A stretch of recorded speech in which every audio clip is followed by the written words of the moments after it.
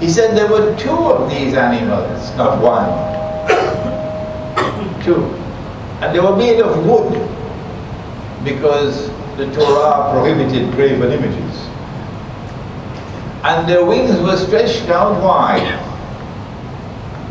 so that the wingtip of one was touching the wingtip of the other. Also, the Jews knew about Borak. And they knew that Borak had been used to transport others in the past. This was nothing new to them. Oh no. But now Nabi Muhammad alayhi salam is asked to mount on Borak, and a message is being sent to Banu Israel, that they would recognize that this is indeed a true prophet, because they know about this heavenly animal. It was there in the temple by Solomon. The Prophet ﷺ mounted Borak, and then Borak took off through the night. And we are told that as he was traversing through the night, at a speed that was so great that every step traversed the horizon and beyond, that he stopped several times. We will mention only two, because these are in Sahih Bukhari. That there was a caravan which had camped for the night, and Borak came down, and the people had left a container with water, and it was covered with a lid.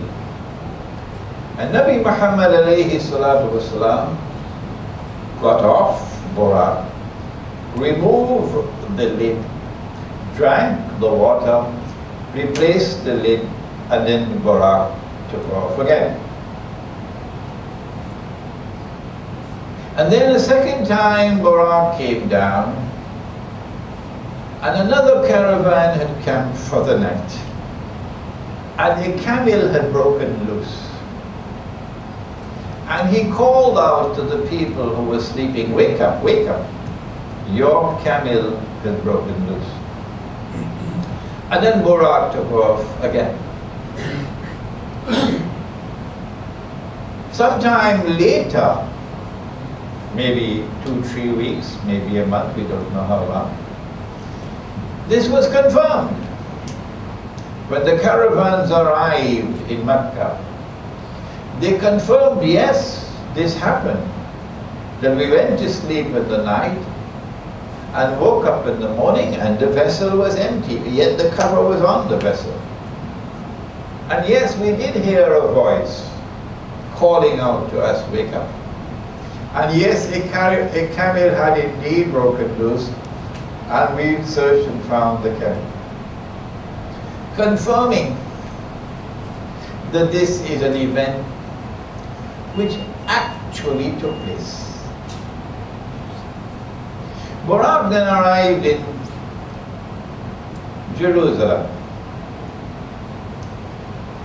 and Nabi Muhammad alayhi salatu wasalam is greeted in the masjid, Masjid al-Aqsa, by all the prophets of Allah. But the historical evidence is that at this time there was no masjid there.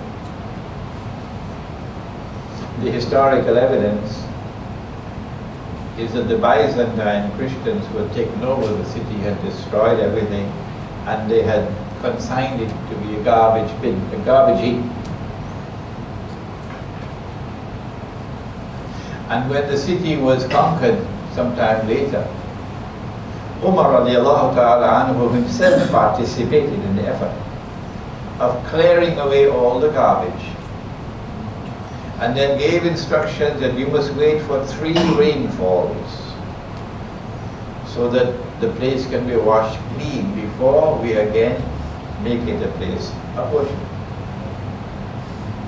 And so clearly, if he reaches Jerusalem and he is in the masjid, and in the masjid he is welcomed by all the prophets of Allah, there is more to this than our dimension of space and time. There is more to this than our dimension of space and time.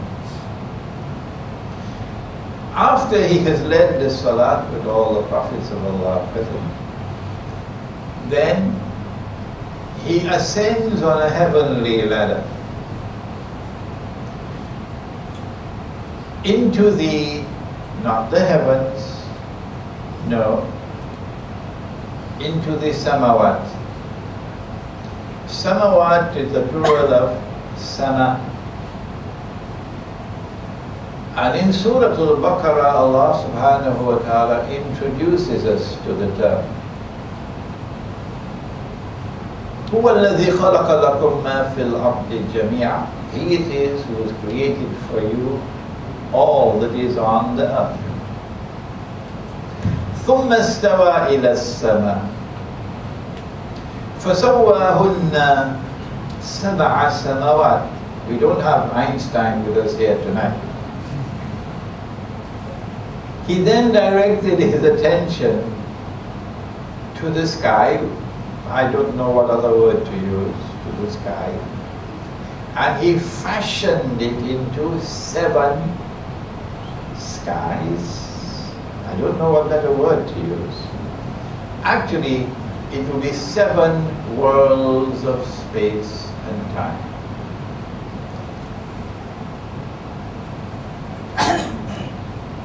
And in Surah Al-Mulk,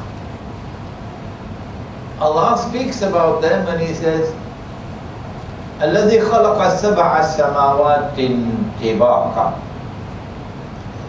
He it is who has created 7 worlds of space and time alongside each other.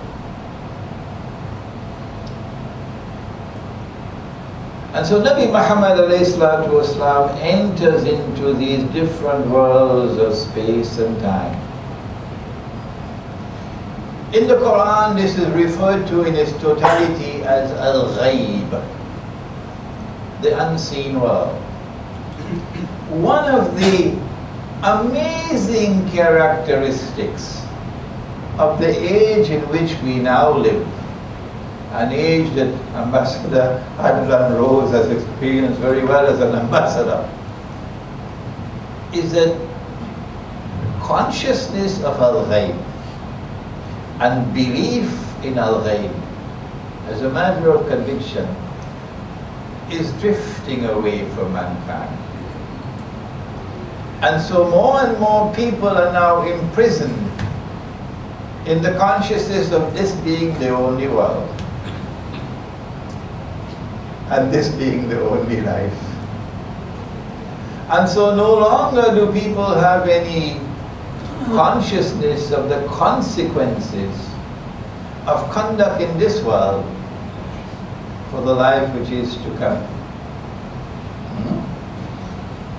When we believe that this is the only world, that there is no reality beyond material reality, as most of those who graduate from universities today now believe, then that spells the end of the religious way of life. What remains is only an empty shell, and the heart of religion has disappeared. And so these 7 worlds of space and time are now going to be experienced by a human being. In English there is an expression, I don't know whether you have it in Bahasa. Seeing is believing. What you have in Bahasa? Ambassador? Seeing is believing. Huh? And so, a human being like us, إِنَّمَا أَنَا بَشَرٌ مِثْلُكُمْ You are a human being, and I am also a human being. Innama ana basharum mithlukum. You are human beings, and I am a human being. That doesn't mean you're the same as me. No. There are some human beings who are worse than animals. And there are other human beings who have hearts, who can feel oppression. So, innama ana basharum mithlukum means you are human beings and I am a human being. And so a human being is taken to have a direct experience of the unseen world, which is the foundation of the religious way of life. And this is not an ordinary human being. For 40 years he lived amongst them. For 40 years they had a chance to observe him from the time he was a child.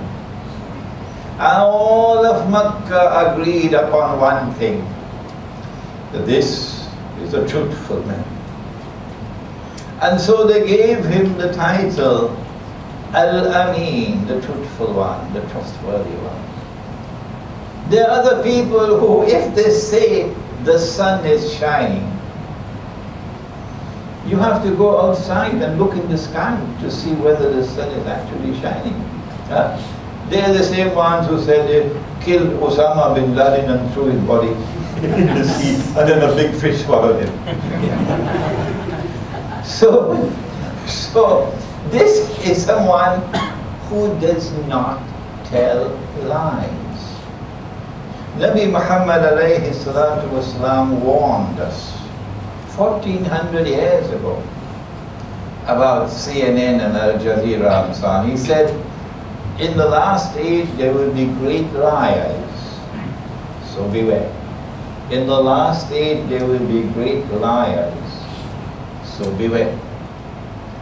And so Allah takes His servant, who has already established his credentials as a truthful person, takes him to a direct experience of that unseen world, and then to return and to say, this is what I saw with my own eyes.